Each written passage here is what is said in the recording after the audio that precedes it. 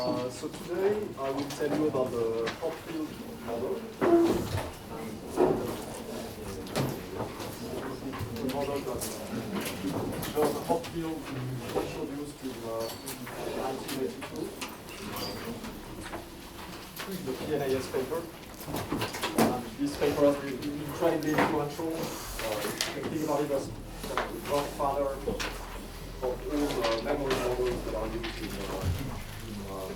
in your science, a large class of memory models.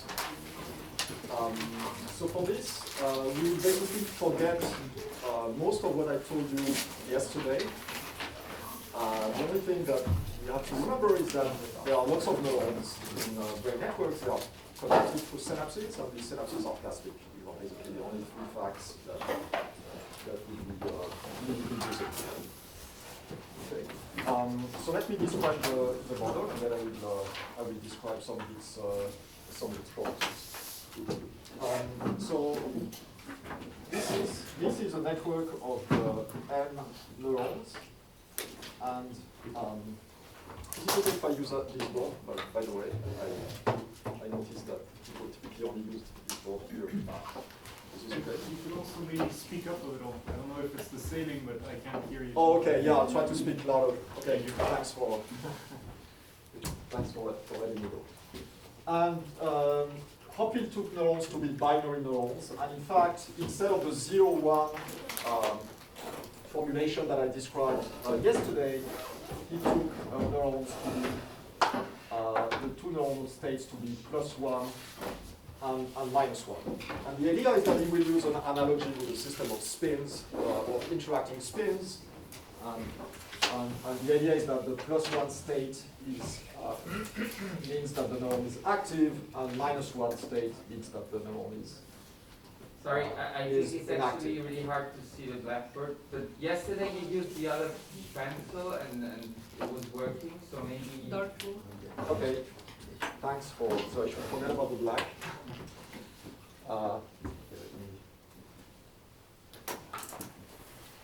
So we have m neurons,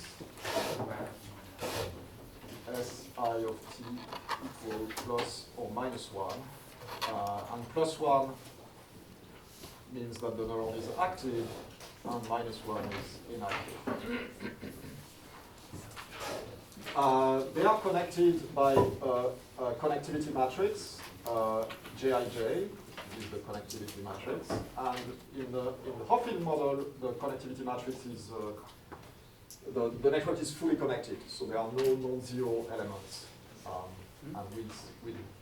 I'll describe some generalization in the second part of the lecture, where we'll relax that assumption, and there will be a number, the connectivity matrix will be there will be connections only with some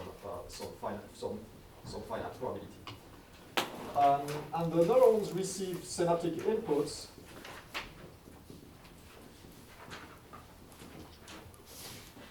Hi at time t denote the total synaptic inputs to neuron I, and these synaptic inputs are a sum of over all presynaptic neurons. So there are no inputs from neurons, do not receive inputs from themselves, so there are no autopsies.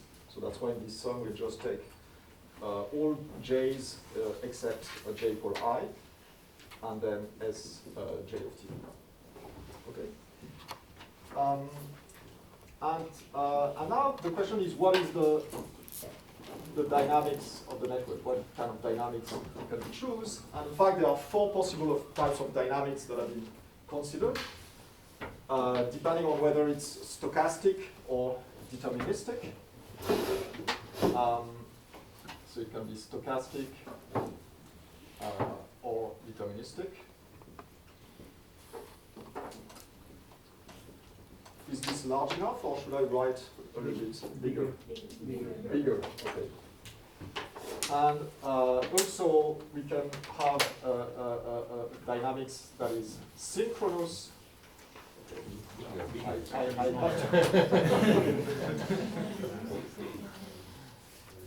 Or asynchronous. Okay. So let me write down the different equations in these different cases. So in the deterministic case, at time t plus dt, when I'm updating a particular neuron I, so at t plus dt, I'm updating neuron I, and the update rule is very simple. I just compute the synaptic inputs, and then I look just at the sign of these synaptic inputs. And if HI is positive, then the neuron will be active. If it's negative, it will be inactive. So very simple. So you can think about basically having a threshold as 0. And so you're comparing the synaptic input to the threshold, which is 0, and basically you're updating the neuron based on the sign. So that's the deterministic case. And then the stochastic case, in the stochastic case, one introduces a temperature T, and then we'll update so Si of t plus dt will be equal to 1 with a probability that is exponential of beta hi of t divided by exponential of beta hi of t plus exponential of minus beta hi of t. Okay? And in fact, we can write it in a more general form, basically as probability of Si of t plus dt is exponential of beta hi of t Si of t plus dt. And divided by the sum of the two probabilities that the neuron will be active or inactive. Okay, so that these are the two cases. So this is basically, of course, this is the zero temperature limit when you take beta going to plus infinity. So beta here, of course, is the inverse of the temperature. And of course, in the beta going to infinity limit, you recover the deterministic case. Right. And now, so for the synchronous versus asynchronous cases, in the synchronous case, one will update all neurons together synchronously at any time step. Okay. In the asynchronous state, at any in any temporal being dt, there will be some probability that a given neuron will be updated. So the updating is asynchronous. You're picking essentially a neuron that's random each time, and then you're updating it using one of these two rules. All right. And so basically, this is essentially a system of interacting spins. So most of you are probably familiar with the Ising model, maybe some with the Sherrington-Kirkpatrick model. So this is essentially the same formalism. And of course, what will differ compared to these classic models is the form of the connectivity matrix Jij. And in particular, what we know is that if Jij is a symmetric matrix,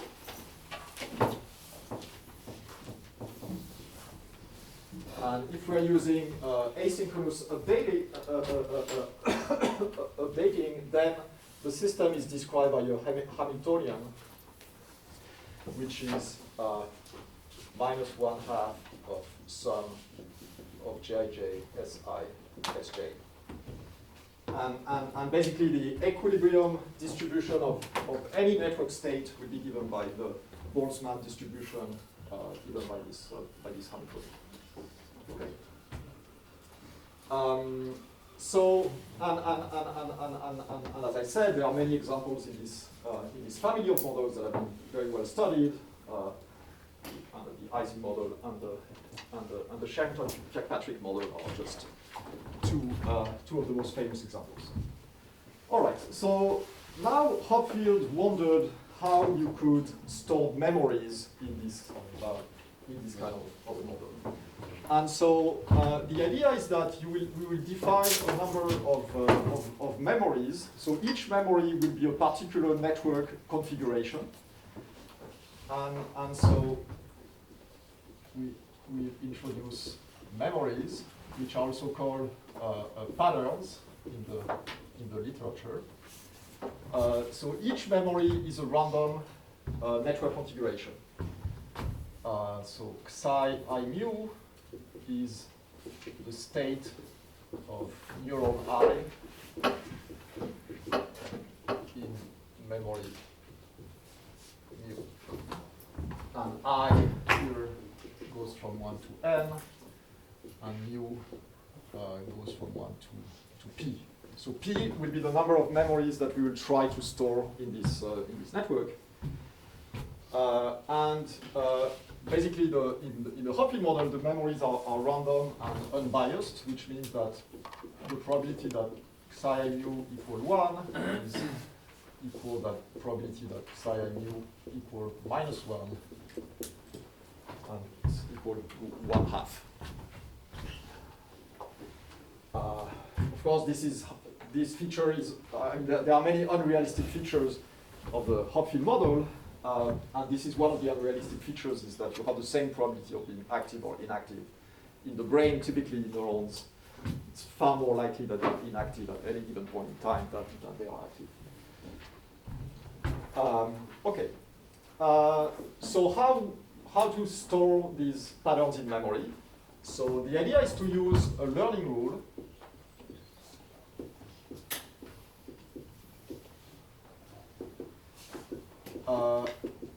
that is a so-called Hebbian rule. So as I mentioned yesterday, Hebbian rules are rules in which synapses change their strength as a function of the correlation of the activity of pre- and postsynaptic neurons. So the idea is that when you have a particular pattern that is presented, we will change the connectivity matrix by adding to the current matrix the product of the presynaptic activity psi j mu and the postsynaptic activity psi I mu. And here we have a normalization factor 1/n. Okay, so and we can see easily that basically the idea is that if the two neurons are in the same state, and it doesn't matter whether they are both active or both inactive, the synapse will go up. Note that, again, this is a very unrealistic feature, because when two neurons are inactive, you don't expect synapses to change, right? So you expect this is okay for when both neurons are active, but certainly not when both neurons are inactive. Now, if two neurons one is active, the other inactive, then the synapse will go down. All right. And the idea then is that you're basically presenting, the idea is you have a learning phase where you're presenting all these patterns to the network. So presenting these patterns means imposing the network state to be equal to this configuration. And then you're modifying the connectivity matrix. You can start with the tabula rasa matrix, Jij equals 0. You do the learning, and at the end of the learning phase, you will have that the connectivity matrix will be equal to the linear sum of the product of the pre and the post activity. Okay. All right. And now the question is what kind of dynamics does this particular type of connectivity matrix lead to? So it's instructive to start with the simplest possible case, which is just one embedded memory. So let's say we have one embedded memory, so that's the case P equal 1. And now we have that Jij equal 1/n psi I psi j. In fact, I can basically drop the new index in this case. Okay, so we can actually, so let's take the Hamiltonian of the system in this case. So we see that the Hamiltonian is minus 1/2 of sum over I different than j, and then psi I psi j si sj. And we see that I can actually make a change of variables. I can write si tilde equal psi I si. And now in terms of these new variables, what I have is that the Hamiltonian becomes 1/2 of sum of I different than j, Si tilde, Sj tilde. And what we see here is that, in fact, what we have is the Hamiltonian of a mean field Ising model, or fully connected Ising model, right? So the case with just one pattern is, in fact, an Ising model in disguise, essentially a mean field Ising model in disguise. And so what we know is that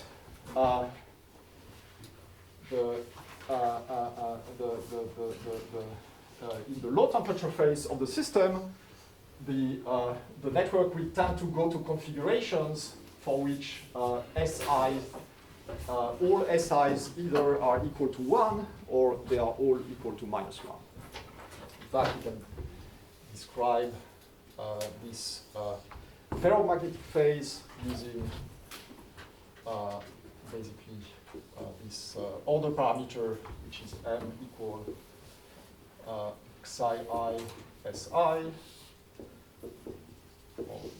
which is also Si tilde, and it's easy to compute this order parameter in this mean field Ising model, and it's given by m is given by the hyperbolic tangent of beta m, and so we can plot the order parameter as a function of temperature, and we see that we have these two solutions where m is positive or negative. At 0 temperature, m is equal to 1 or -1, and then at temperature t equal 1, then we have this phase transition. So this is the paramagnetic phase, and this is the ferromagnetic phase. Okay. So basically, in the low temperature phase, the network, starting from essentially any initial condition, will either go to a state which is strongly correlated with the stored pattern, or is strongly anti-correlated with the stored pattern. Okay. And so what we see is that the system will converge to a configuration that is very close to the memory that's been embedded in the system. Okay. So of course we'd like to embed more than one memory in this type of network. So what happens now when we have more than one memory?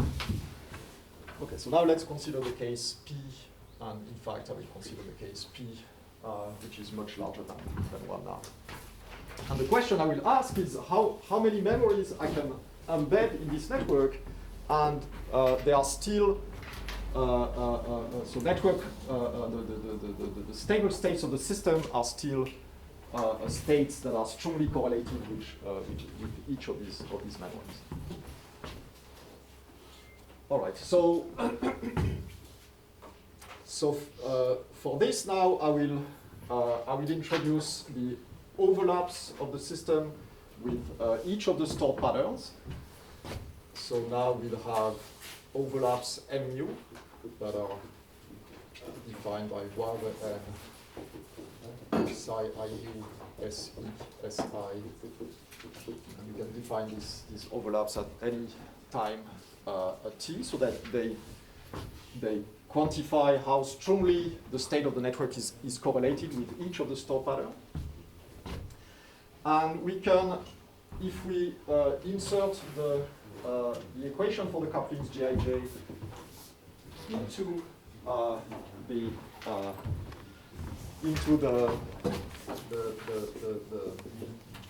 the total synaptic inputs, we'll see that we can rewrite those as a sum over mu psi I mu mu of t.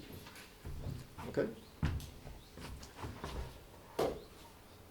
And so what that tells us is that when the network starts with a relatively large overlap with a particular pattern, let's say one pattern mu, then the sign of the synaptic inputs will tend to align with that particular psi I mu, and so that will tend to switch the neuron towards a a state that corresponds to the state of the neuron in that particular configuration. So in fact, let's consider the case. Let's start with an initial configuration in which Si at time t equals 0 is equal to one of the patterns psi I1. And since all the patterns are random and uncorrelated, what we expect then is that so the M1 at time 0 will be equal to 1, and M mu at time 0 will basically be of order 1 over square root of n. Right? So if Si of t is uncorrelated with psi I mu, the M mu's, so the M mu's will have a Gaussian distribution with 0 mean and a standard deviation which is 1 over square root of n. So we expect the M mu's to be over 1 over square root of n. And so we can rewrite the total synaptic inputs to a neuron. We can separate in this sum. There is one term which is corresponds to the first pattern, so that's psi I1. And then there are the other patterns.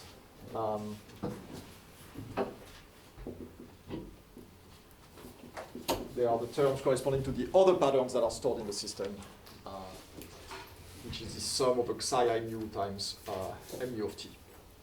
Okay. Okay. So in fact, we see that in this equation, we see that from the point of view of retrieving a particular pattern, a psi1, this can be thought as the signal, and this is noise. This is the noise that is due to the fact that you have other patterns that are stored in the connectivity matrix, and that can lead to that can prevent the retrieval of the pattern that you're trying to, or the memory that you're trying to retrieve. Okay. All right. So now let's estimate the strength of these two terms. So the signal basically it's very simple. It's just this binary random variable. It's either +1 or -1. So what about the noise term? So the noise term is a sum of a large number of uncorrelated random variables. And so in particular, what we expect is that the variance of this noise term will be, so basically there are p-1 terms here. And then the variance of each of these terms, so the variance of psi I mu times M mu is basically 1 over n. You can see that the variance of M mu is here the variance of this is 1. There are n terms divided by n squared, so that's 1 over n.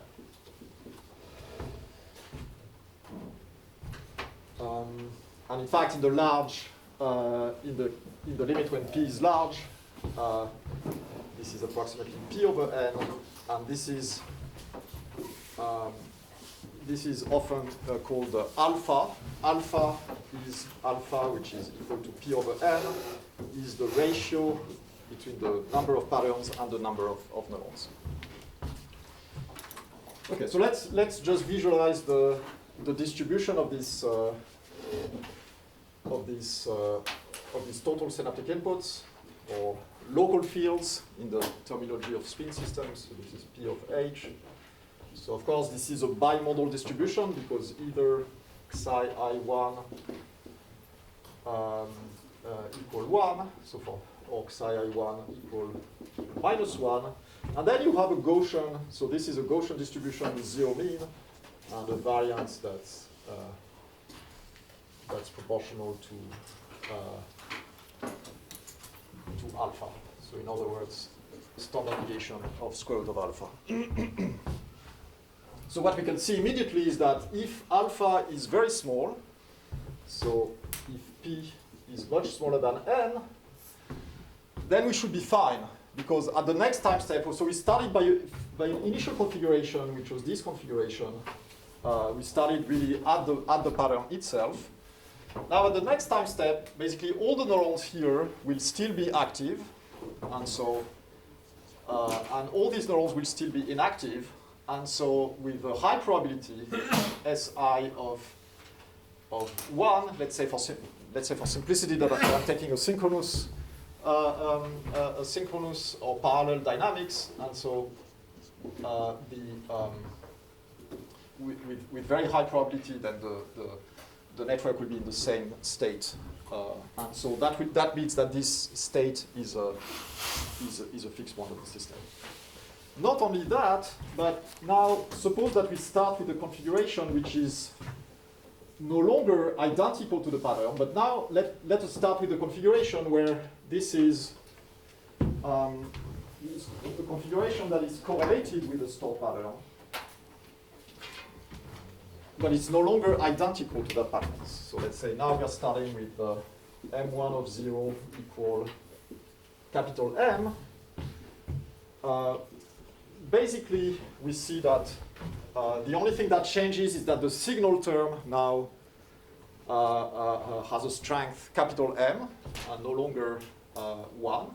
And so let's say, suppose that capital M is here around 0.5. What we see is that, in fact, in this case, if alpha is sufficiently small, in one time step, the network will converge to the stored pattern. So we're starting with a highly corrupted version of the pattern. And in one time step, the network dynamics actually makes you converge to the pattern itself. And so this network have this property of error correction, or something that's sometimes called a pattern completion. You provide as an input a corrupted or noisy version of the pattern, and the network dynamics will retrieve the whole the pattern that's stored in the connectivity matrix. So that's one of the fundamental properties of this type of network, this pattern completion property. All right.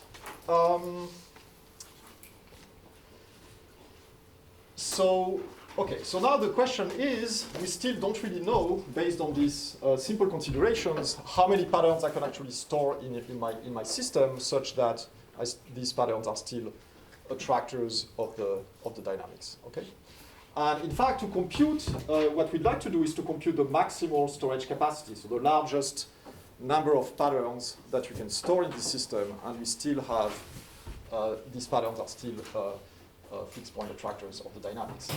Using this consideration, it's pretty clear that this maximal number should be, the maximal number P should be of order n, or alpha should be of order 1, right? Because alpha of order 1 is the moment where the width of this distribution becomes comparable to their mean, and in fact, when alpha at some point, when alpha becomes too large, then this distribution will have a significant a fraction of neurons that will be on the wrong side of the threshold. And so they will flip their state, and then that can destabilize further. You can have then, what will happen is that the mean of this distribution will shift towards the origin, so we'll be flipping more and more neurons, and then eventually you end up with a configuration that's uncorrelated with the stored pattern. And so the question is, what is this maximal value of alpha that in this system?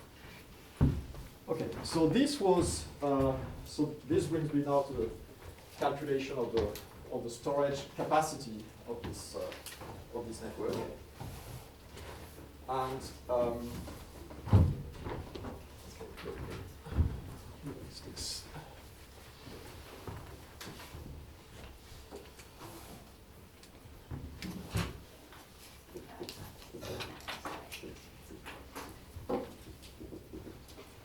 so John Hopfield, in his original 82 paper, computed this capacity using numerical simulations, and he found, using numerical simulations, that alpha C was likely to be close to 0.14. Okay. Then the storage capacity was computed analytically by Danny Amit, Hanor Gudfrund, and Chaim Sopolinsky in a landmark paper in '85.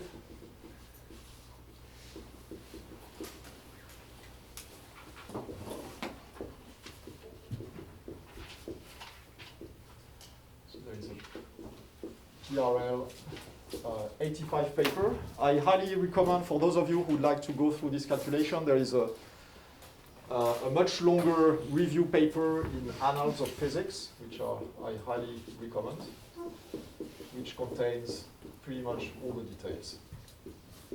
So 2 years later. So Amit, Godfrey, and Sopolinsky, what they did is they used statistical mechanics technique, and in particular they used the replica method that had been used successfully to study the Sherrington-Kirkpatrick model. So in the Sherrington-Kirkpatrick model, the JIJs are random, independent random Gaussian random variables, and the replica method was used in order to compute the average free energy of the system. And what they showed is that you could use essentially the same method also in this model, in the Hoffman model. So that uses so-called replica method. Note that there is another way of getting the same results that uses the cavity method, and that was known by Mézard, Parisi, and Virasoro in their 87 textbook. Okay, and as often the cavity method ends up being kind of leading to a more intuitive computation.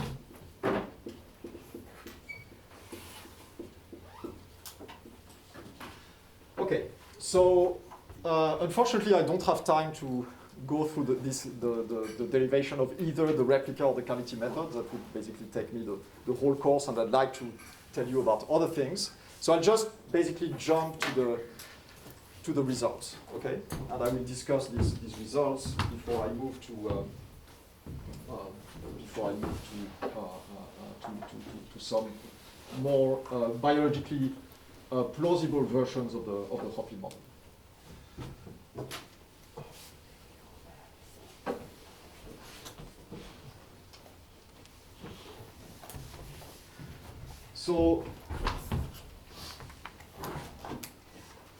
So one of the key steps of these methods is to introduce other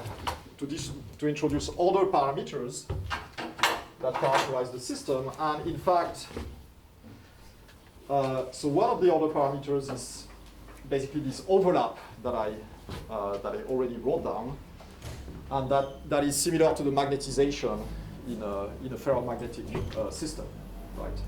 So in particular in the replica method, so what you're doing is you're introducing n replicas of the system. So you have now n replicas SIA. These replicas are coupled by the same connectivity matrix. All the n replicas have the same connectivity matrix that is basically this connectivity matrix. And then you have, for a given replica A, you have the overlap of the network with one of the particular patterns. Let's say pattern number 1. Of course, all patterns are equivalent, so you can just pick mu equal 1.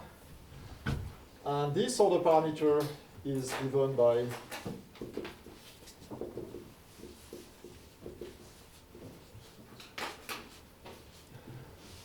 where here I've introduced two different types of averages. So this average here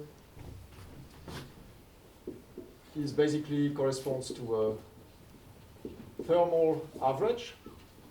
So this is the average with respect to the noise, the thermal noise in the dynamics. And these double brackets correspond to the average over the disorder in the system, and here the disorder are these random patterns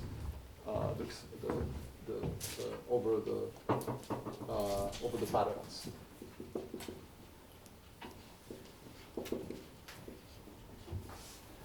Okay.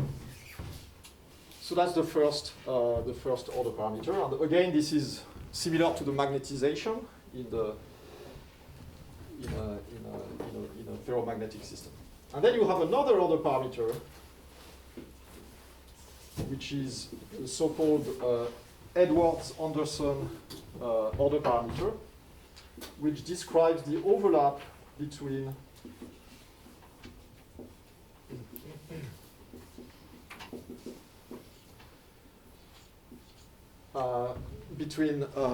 network states in two different replicas of the system. And this order parameter appears in the Sherrington-Kirkpatrick model, and is fundamental to understanding the properties of the Sherrington-Kirkpatrick model. Okay, and so basically the idea of the very briefly of the replica method. So the idea is basically why do you introduce n replicas of the system is that you want to compute.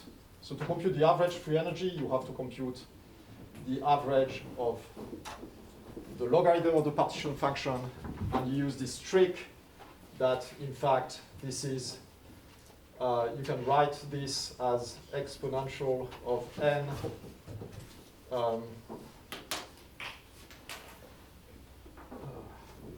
I'm always confused by this.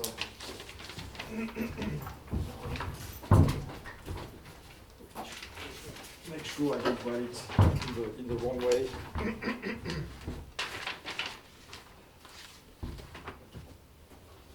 Yeah, it's basically the average of Zn minus 1 divided by n.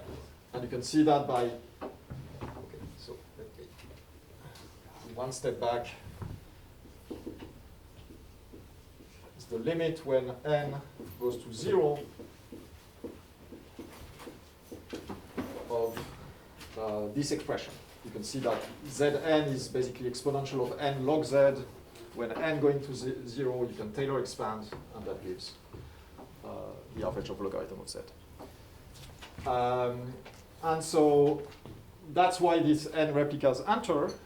So you're writing down the partition function of the n replicas of the system with the same connectivity matrix, introducing these order parameters. Then there are a number of course, this is a rather tedious calculation. At some points, you need to make an assumption of replica symmetry. It turns out that replica symmetry gives you a pretty good approximation of what happens in the system, even at 0 temperature. Okay? And so replica symmetry means that basically Q, in particular QAB, equal Q for all A different than B's, and also MA equal M for all A. And the last step basically is to use a steepest descent method to compute M and Q, and that gives rise to the following equations. So M, the final equations, and then I will just describe briefly the properties of these equations.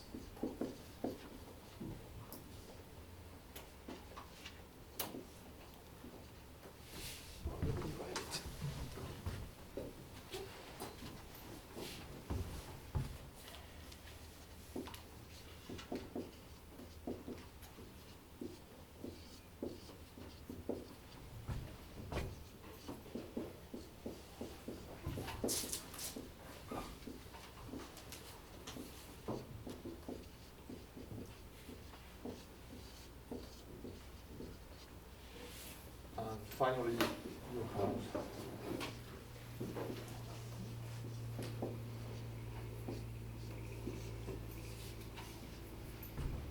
all right. And so basically, so these this average here is an average over Z. That's a Gaussian random variable. So basically, this double average would be an integral of dz the square root of 2 pi exponential of z square, and then sum of xi equal plus or minus 1. That's what it means. So here, basically, what you recognize are these total synaptic inputs or local fields where m xi was the signal term, basically the signal term that tends to align the neuron with the pattern that it's trying to retrieve, and the signal term has a strength m, where m is this overlap. And this is this noise term, which we computed the standard, the variance of this noise term, and this the calculation I made on the blackboard, starting with a random initial condition, gave a variance that was equal to alpha. Well, it turns out that, in fact, in the retrieval states of the system, the variance is not exactly equal to alpha. It's equal to alpha times r, where r is given by this equation. So the variance is actually larger than a naive estimate that I computed in the previous that was in this previous calculation. So that's basically these are the basic equations. From these equations, now we can derive the phase diagram of the system, which I will sketch here.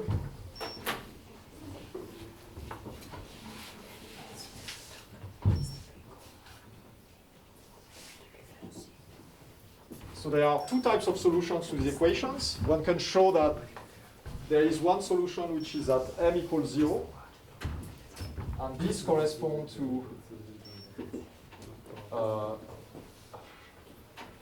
basically a spin glass state. So we have Q, basically this Edwards-Anderson parameter that would be non-zero. So that's the first type of solution. And then you have another type of solution where m is strictly positive, and these are called the retrieval states. And by solving these equations, one can find the region in the plane. So we have the plane described by two parameters. So alpha on the y-axis, which is the capacity, and t, alpha on the x-axis and t on the y-axis. We can find the region of existence of these two phases. And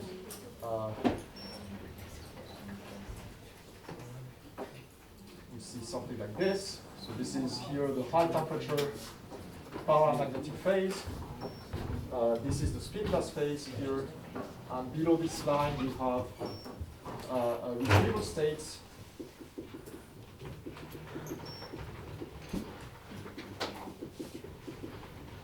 Here they are metastable, so they are not minima of the energy. They are not global minima, and here the retrieval states become global minima. Okay. And these values here are 0.14, so this is basically the same value that John Hopfield had computed through numerical simulations. The temperature is 1. And we can think of this model, in fact, as kind of a way of interpolating between the mean field Ising model, which is basically at alpha equals 0, where you have just one point that's here. And in the alpha going to infinity limit, this becomes essentially a Sherrington-Kirkpatrick model.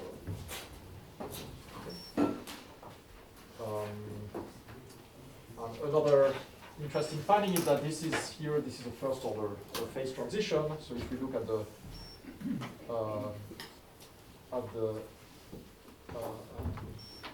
overlap as a function of alpha, we see that the overlap, and here let's plot it just for t equals 0. We see that basically we have, at the transition, the overlap is approximately 0.97. So in all the, at zero temperature, basically the network state, in retrieval states, the network state is always very strongly correlated with the store patterns.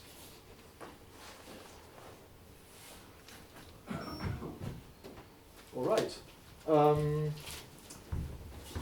And then, so the basic picture in this picture is that when alpha is small, we can think about the state of the space of the network configuration as being divided into these large bases of attraction. And so when we are close to one of these components, so this is psi 1, this is psi 2, psi 3, psi 4. And so we have very large bases of attraction. So as soon as the network is initially correlated with one of these patterns, then the network will go towards the corresponding state, or a configuration that's very close to the particular memory. As you increase alpha, basically we have now many more memories, and accordingly the basis of attraction of these memories basically shrink, and at some point when you reach the critical capacity, basically the basis of attraction will basically shrink to zero. So that's the basic picture. Note that, so here the main conclusions I want you to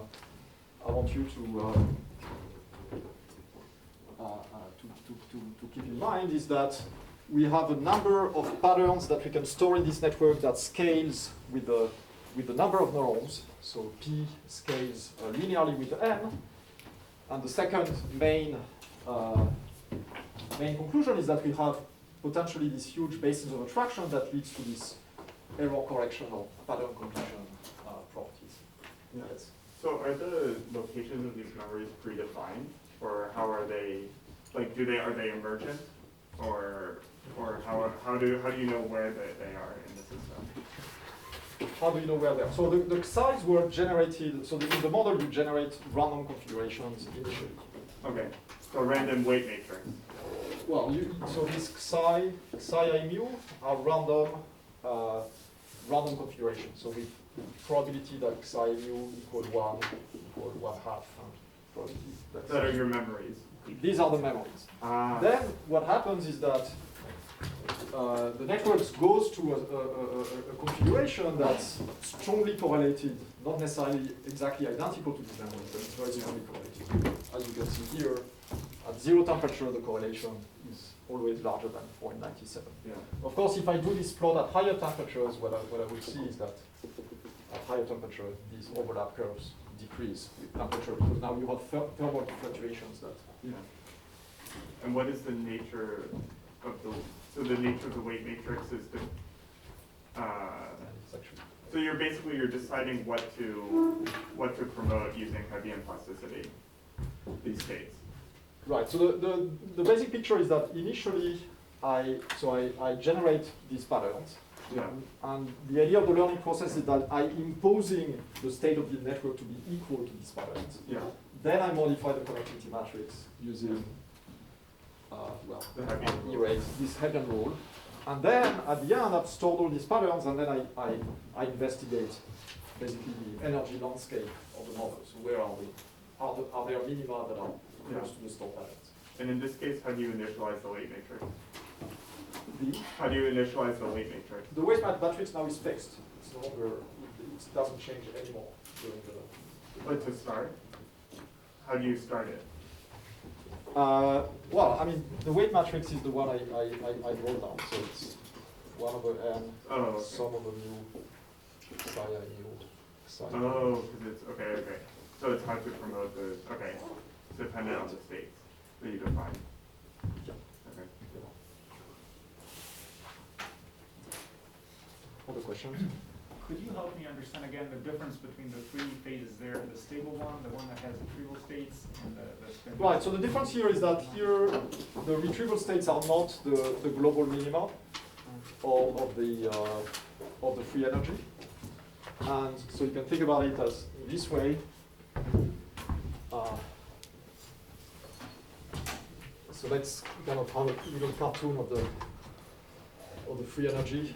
So in the low, in this region, we have basically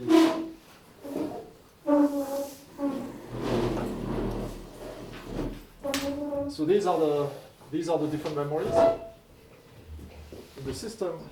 There are other states in the system. There are spurious states.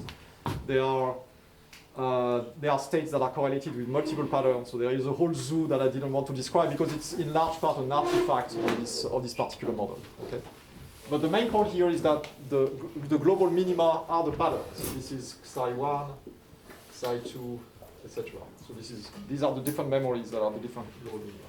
That's this. This is this phase here.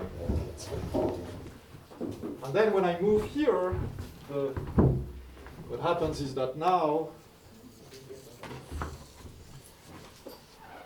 they are no longer the global minima. Okay. And finally, when I move here, they are no longer minima. And so what happens, in fact, there is that you have like a spin glass phase. So it's kind of a complicated, more complex energy landscape. But yeah, I don't want to go in detail into this, what happens in the spin glass phase and the other states, because it's to a large extent, this is something that happens in the Hopfield model, but does not really happen in more realistic models. What's the logic of calling this phase the retrieval states phase? So the retrieval state is because you're retrieving a particular memory that's stored in your network, right? So how am I retrieving anything? Excuse me? How am I retrieving? Well, so you're starting with a configuration, an input, or you're starting with an initial state, Si of 0, let's say.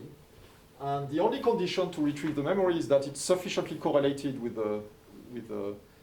that particular memory. So the idea is that you have this, did I erase the overlaps? Yes. So you have these overlaps.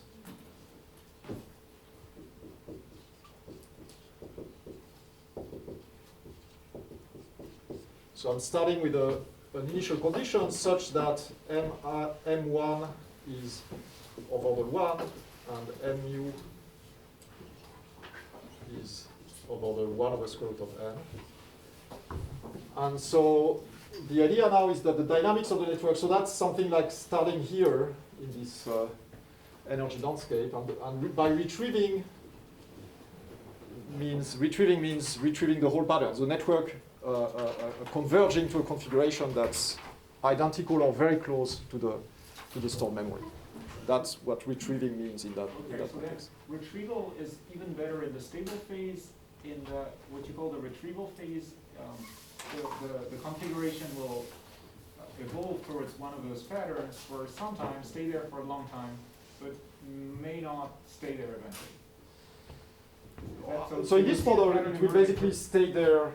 So there are two ways of getting out of these states. So either through noise, some escape, so you can at some point escape and go to another state, or you have some external inputs, which I didn't. You can add some external inputs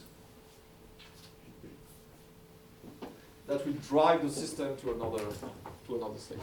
From this landscape picture, it would seem that eventually I will lose all the patterns and end up in the global minimum most of the time. Right, but the thing is that you have big energy barriers here, so you'll stay exponentially long time in these states, and especially we're not typically the time scales. So the idea is that you're staying in this state for a time that's in a biological system you will never stay in a particular configuration for an extremely long time because you have time dependent inputs and so we are not really interested here what happens over exceedingly long times because this really never happens in a brain. Okay, so always. explicitly, there's no difference between those two phases. No, The in stable fact, phase. no. Just okay. Yeah. Thank you. From that point of view, yes. Yeah. What is the difference between paramagnetic phase and spin glass? Because both of them seems to be same as m equals to 1. What is difference between paramagnetic phase and spin glass? Yeah, so that's Because both of- basically that's described. So again, I don't want to go into these details, but that basically would be this Pure param. this Q parameter. But this is again, this goes in an orthogonal direction compared to what I want to discuss. So. For spin glasses, Q is not equal to 0, and for paramagnetic is Yeah. and that is again the second order phase transition. No, that is first order phase transition. Right? This is actually second order phase transition here, and these are first order phase transition.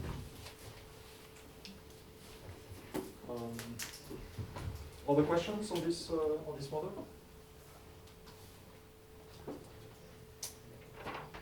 Okay.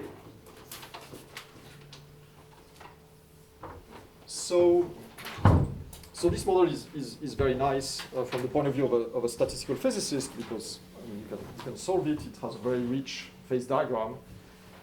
From the point of view of neurobiology, it seems very far from real neurobiological networks. You have many features that seem quite unrealistic. For instance, the network is fully connected. There is no separation between excitation and inhibition. You see that during learning, the synapse can switch from being positive to, any synapse can switch from being positive to negative. Essentially, you can think about synapses as doing a random walk during learning. They either go, at each pattern that you're presenting, they each go up or down with same probability. Furthermore, the connectivity matrix is symmetric, which is not in the brain. There is no symmetry in the connectivity between neurons. And so there is a huge list of, from the point of view of neurobiologists, this model looks very unrealistic. So now I will describe a series of steps where people have kind of took seriously these criticisms and try to investigate the robustness of this scenario when you introduce more realistic features. Okay. And so let me address a number of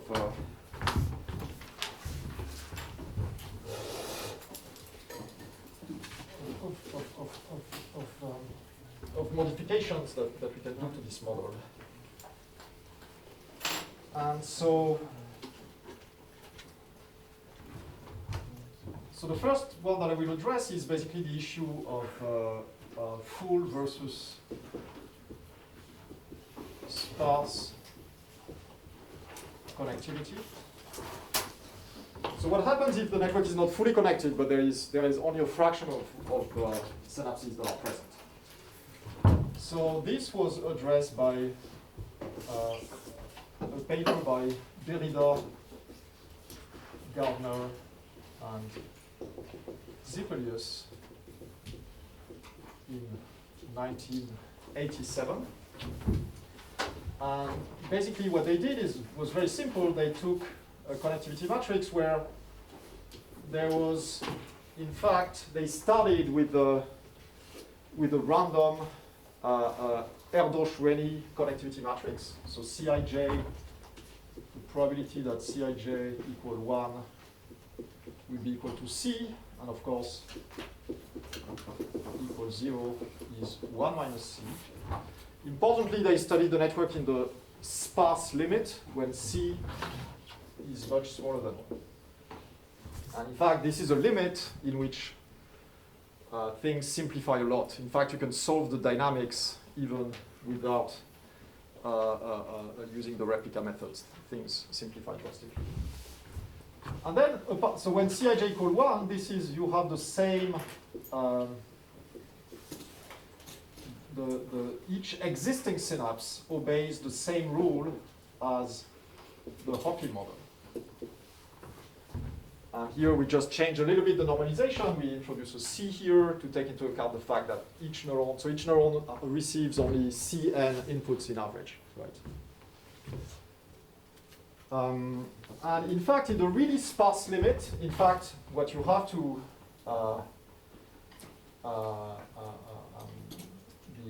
in fact, C has to be of order log n over n for the solution to be exact, is that you can basically write down equations for the dynamics that can ignore correlations between neurons and that become exact in that limit. So, and the basic idea is that you have, so we can start again from the same equations that I wrote for the total synaptic inputs to the network. So we write those equations, Gij, Sj. And now we can replace Jij, we can plug in the equation for Jij inside this equation, and we can again separate the terms corresponding to mu equal 1, so the pattern that we'll be retrieving, and the other patterns. And so when we do this, we find psi I1 times 1 over Cn sum over j, Cij, psi j1 Sj, and then plus 1 over Cn, a sum over Cij, psi I mu, psi j mu, Sj. So this is again the signal part, and this is the noise part. And now we can again do the same thing as I did for the Hopfield model. We can compute the moments of these, both the signal and the noise part. And in particular, we can find easily that basically these total synaptic inputs will have a Gaussian distribution with the mean given. So here this term in the large n limit will converge to the overlap m. So this would be basically m psi I1. And then this term has zero mean again, but it has a variance that is given by p divided by Cn. Basically, we have again p.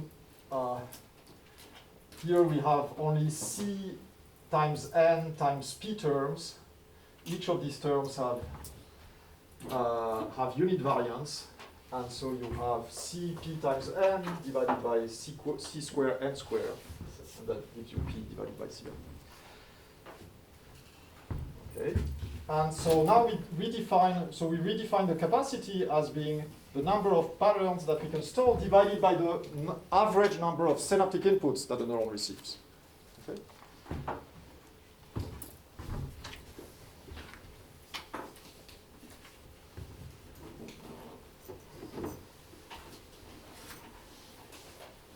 So now what we can do is that, so this is, let's say, suppose that this is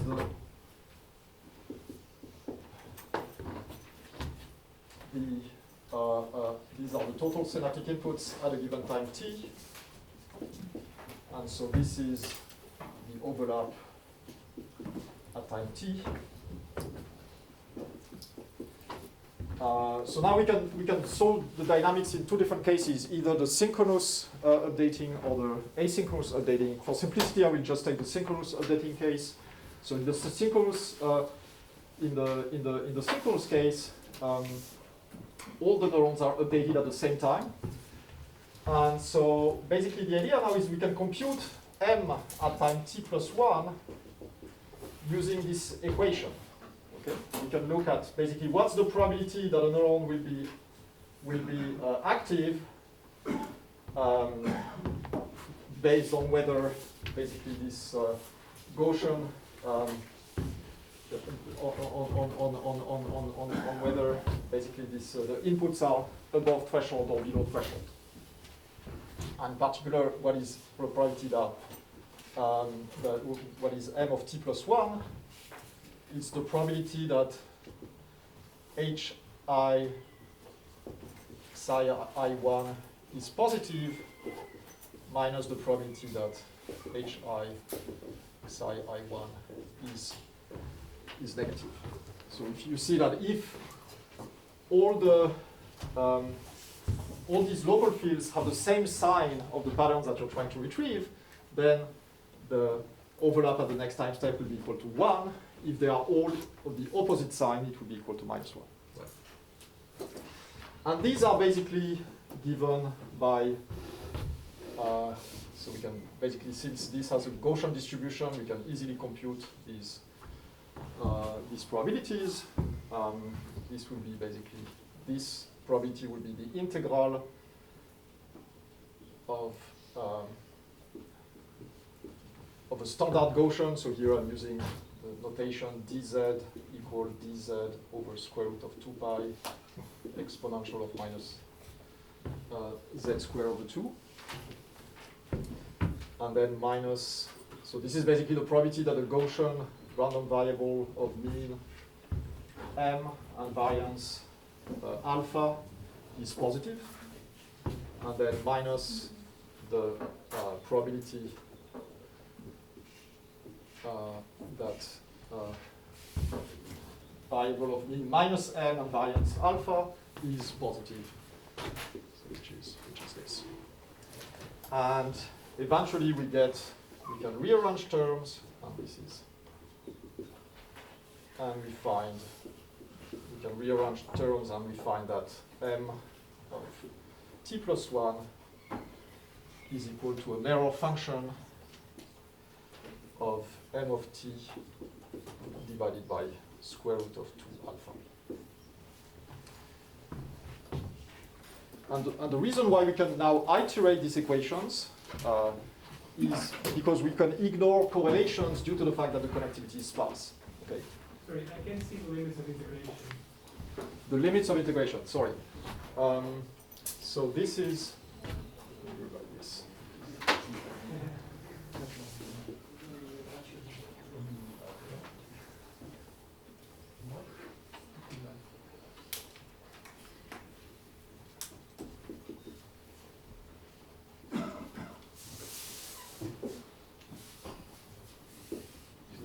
Plus here.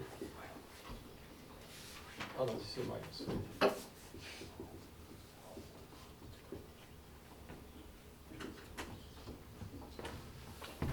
Can you see it now? So in particular, you see that, well, when alpha goes to 0, this will go to minus infinity. This goes also to minus infinity. So m of t plus 1 equal 1, as you would expect. Right, so basically the dynamics is given by this extremely simple equation. And now we can easily find the critical value of alpha. The critical value of alpha basically separates the scenario in which m will converge to 0. So when m is too large, basically m will rapidly decay to 0. But when m is sufficiently small, then m will converge to a fixed point that is non-zero. And in fact, the critical value of alpha has this very simple form. It's just 2 over pi. You can just look at the derivative of this function at m equals 0, and the condition is basically that this derivative is equal to 1, will give you alpha c. And that's approximately 0.64. And we can plot m as a function of alpha. Interestingly, in this model now, we have a second order phase transition now. It's no longer a first order phase transition. And m as a function of alpha. Note that here I wrote down the equations for 0 temperature for simplicity, but you can also generalize these equations for finite temperature. So here we have a surprise, right? The surprise is that we actually damaged the network. We removed lots of links. And now the capacity that we get in terms of number of patterns that you can store per available synapse, okay? So now we have to change the definition of capacity because, of course, the number of patterns you can store will, of course, decrease. But if you're looking at the capacity per available synapse, it's actually larger and much larger than in the Hopfield model. So it's actually beneficial to have a sparsely connected network. And also something I haven't mentioned, but I realize I forgot to mention, but the Cij here is not a symmetric matrix. It's a random asymmetric matrix. So you draw randomly and independently the connections in both directions for any pair of nodes. So having a sparse asymmetric matrix, it's actually beneficial. It improves capacity in terms of numbers of patterns that you can store per available setups. So that was kind of one of the first results, like going towards more a realistic setting. It actually turns out that it actually increases the performance of the network. Okay, so that's the first. That's the first model, and keep this in mind because this will come back also later in the course. Okay, second generalization of the Hopfield model. So I mentioned that there is a very unrealistic feature of the Hopfield model is that the probability of. Did you have a question? Yeah. Are we losing something in this model with respect to Hopfield? Yeah, okay, so what we are losing is that actually the quality of the retrieval is, so if you compare this with the Hopfield model, the quality of the retrieval is actually worse than it was in the Hopfield model. So if you superimpose, so this is 0.64. So it's about four times better than the Hopfield model, right, which was here at 0.14. And if you look at this was largely overlap. I don't remember the limit.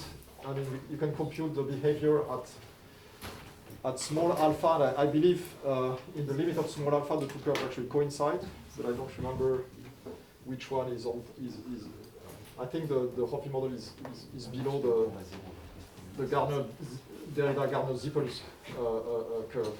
But what you see is that in this region of enhanced capacity, the overlap is typically lower than what you get for the Hopfield model. So the quality of retrieval is not as good as. So intuitively it means that it's harder to find a correlated starting point to get to the stable. But Well, if you go at random of choosing a starting point, it's harder to find it.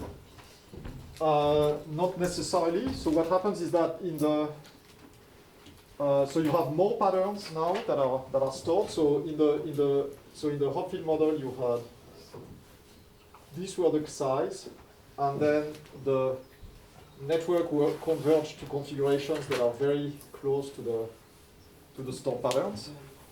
So that's the kind of this region here. When you're here, you have many more patterns, and that leads to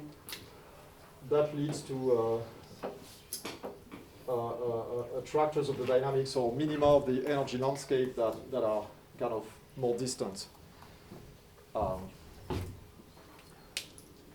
And that's due to the fact that you have more patterns that are stored in the connectivity matrix, so that leads to more interference. But interestingly, that doesn't really prevent retrieval in the sense that you're still converging to a configuration that's correlated with your pattern. All right. Okay, so another interesting generalization that I'd like to discuss now is basically relaxing this spurious symmetry between plus and minus one states in the Hopfield model that really does not exist in real networks. And so this variant was, and also we will take the limit where, so now it's not sparse connectivity, this will be a sparse coding limit. So now the idea is so we'll use neurons that are, the states of the neurons will be now zeros and ones. Here.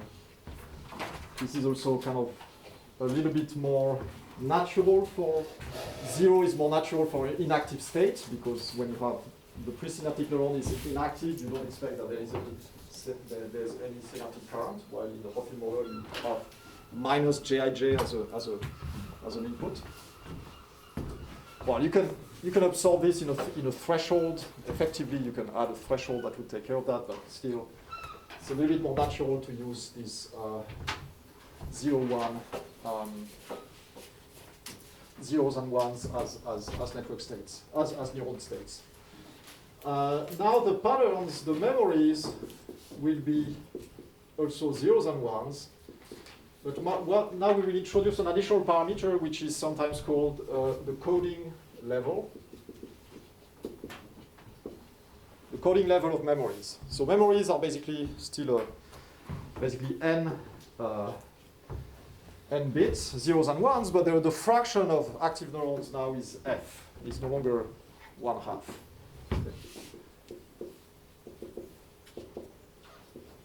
And of course, probability 1 minus f that is inactive. All right. And so now you have to modify a little bit the connectivity matrix to store these patterns. And by the way, this was introduced by Misha Solix and Feigelman. Misha Feigelman and Misha Solix. And that's from 1988. And so now you have to modify a little bit the connectivity matrix for this. And this is the form of the connectivity matrix that they used. Sum over mu of xi I mu minus f, xi j mu minus f. So you can see this is relatively simple to see that it's crucial to subtract the averages here. And that makes all the difference when you're computing the variance of the noise term in order to avoid the variance from being much larger than it should. Yes. So we are supposing that the number of neurons in each memory does not depend on the memory. So all of them are at yes. neurons. Okay. Yeah. Can we relax this? Yeah, that's a very good question. This has been surprisingly. This has been studied surprisingly little. So one could imagine different things. We could imagine, for example, that neurons have different coding levels. So you have neurons that are more active and less active. There is evidence for that in the brain. Particularly in the hippocampus, there are neurons that seem to be more active in average, significantly more active than others. This would still work, I think, in this model where you would need to subtract the corresponding average for each neuron. So each neuron would have its own coding level. For different memories, let me try to think. This would be more tricky because of, this will become more clear because basically you will need to, okay, maybe I'll do a few more steps and then I'll come back to your question. Yeah. Okay, so yeah, and basically this is also sometimes called, this is an implementation of sometimes that's called the covariance rule. You can see here that basically it's the covariance of the patterns, right? Okay. So now so now you have to, of course, also modify the dynamics. So you still have hi of t, which is sum over j of jij sj of t. But now, when you update a neuron, you will use, instead of the sine function, you're using the Heaviside function, right? So it's hi of t, and then another parameter of the model that you can use that you have to add is a threshold. Okay, so this threshold, there is already one interesting consequence of this threshold, is that if you have a configuration in which none of the neurons are active, let's say Si equals 0, this automatically becomes a stable state of the system. So now we have, and this can be thought of as a state of non-recognition. Like if you present a pattern that you've never seen before, that's not stored in the connectivity matrix, the network will go into this state where none of the neurons are active, and basically that's this non-recognition state that's not present in the Hopi model. You can think also about a kind of background state where all neurons are silent. Or only a small fraction are active if you introduce some noise. All right, so that's one.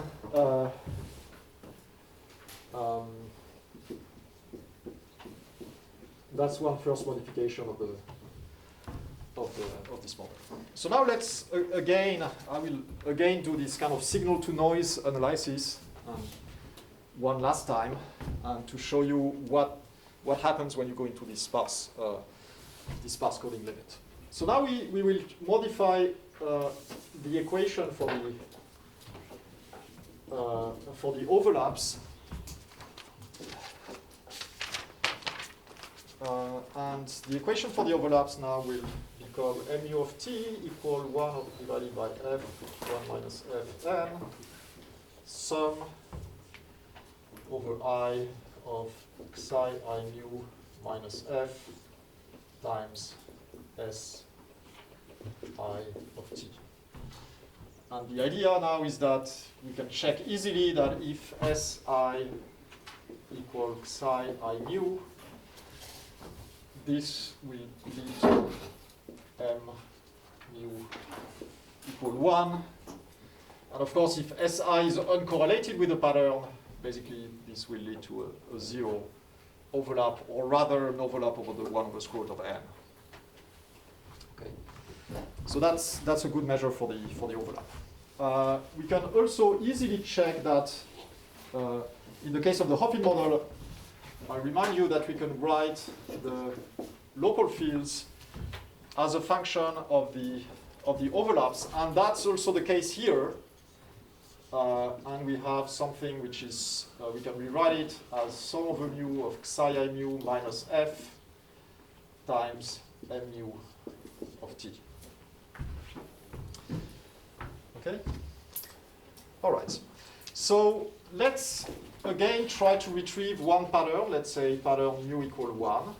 And let's do again this signal to noise analysis. So I have now for the local fields psi mu minus f times m1. And then I have again this kind of big sum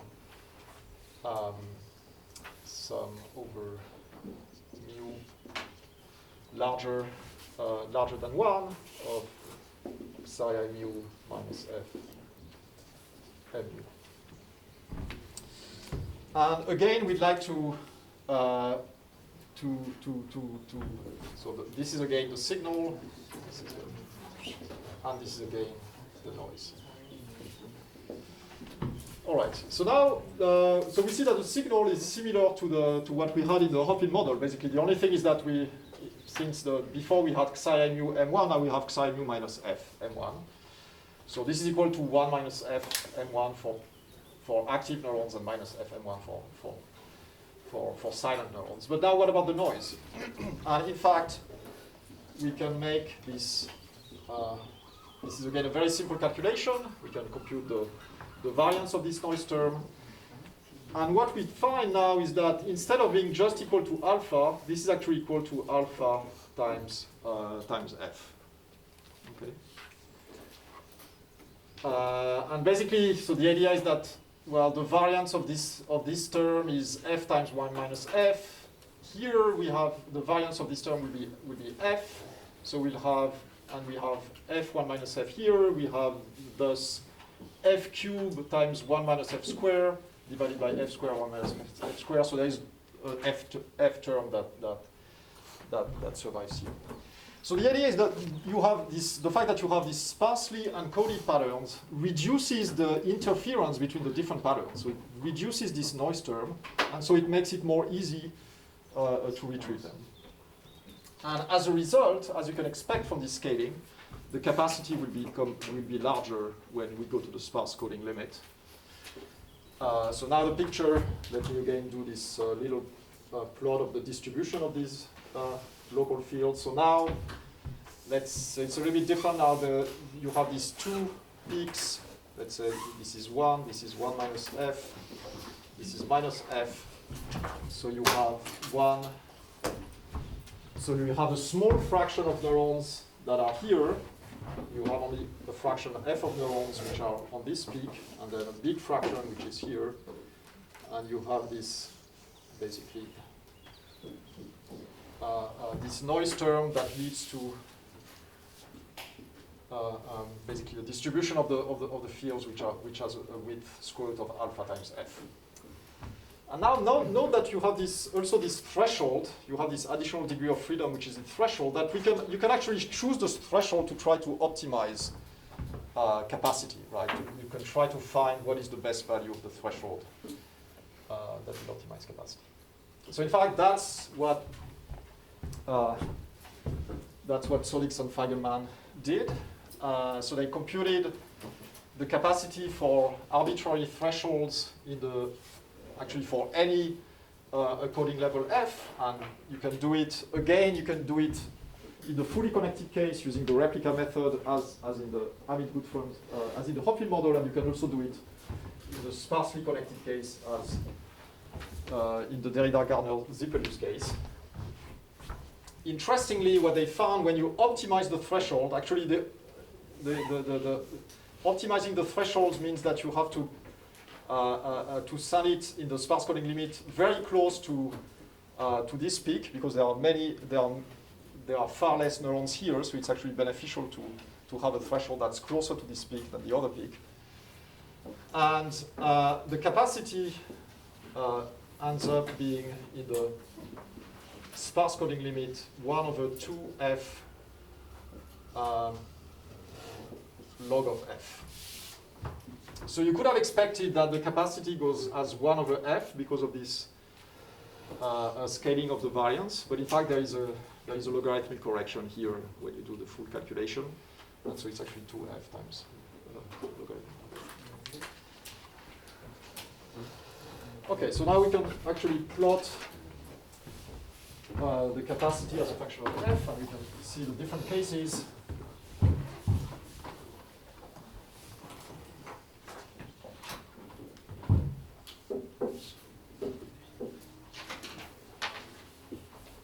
From 0 to 0.5, and we see that, so this would be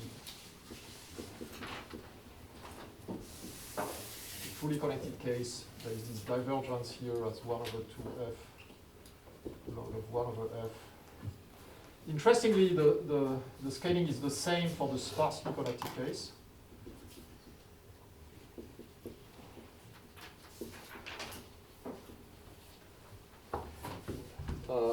In the sparse coding limit, it actually doesn't matter anymore whether we are fully connected or sparsely connected.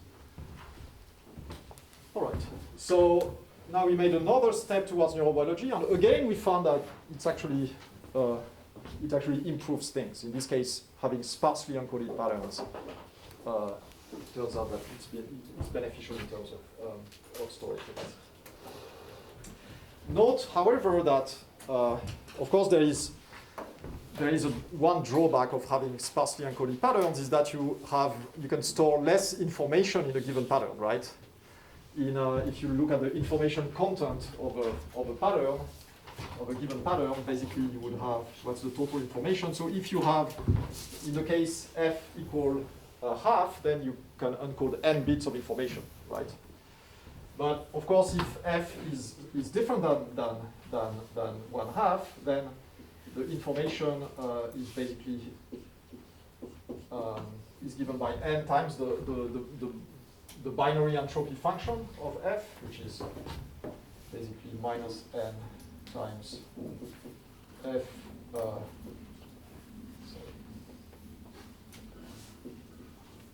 log 2f plus 1 minus f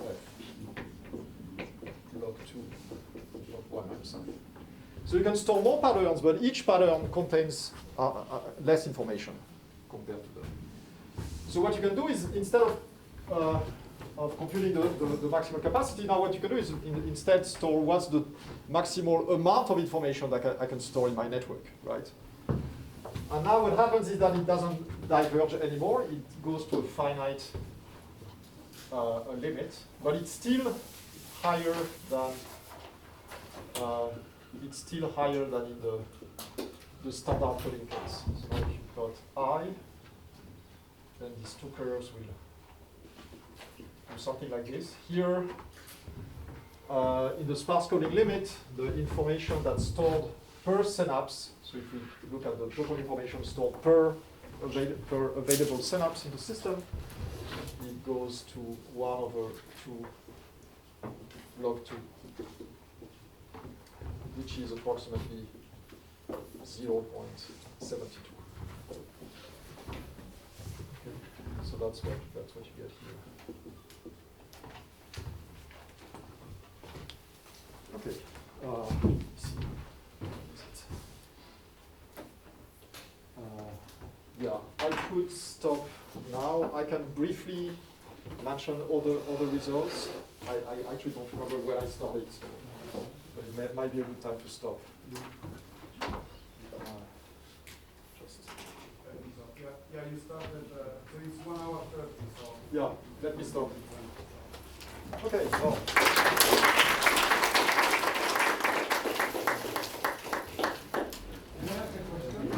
Sure. I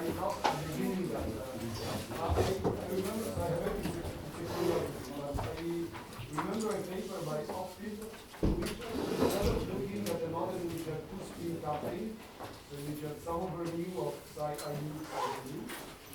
It said that if you use, for example, 4-spin coupling, psi I U, psi U, psi U, then actually you can store much more memory in the same number of neurons.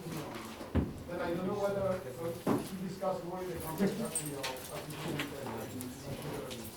Is it something that has some relevance or no?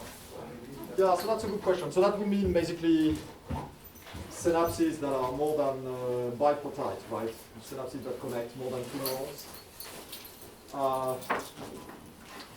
I mean, there are cases, actually, so people who do this electron microscopy to look at really the detailed structure, there are cases, for example, where you have two axons that make a synapse onto the same spine, so this apparently occurs. I don't think this is, people believe that this is probably not having a big impact, but I mean, who knows? I think the current, if you would ask neuroscientists, I think most of them would tell you that to first order, we can ignore these higher order interactions. But yeah, I agree, this is a very interesting observation that you have this higher order interactions that increase capacity. Okay.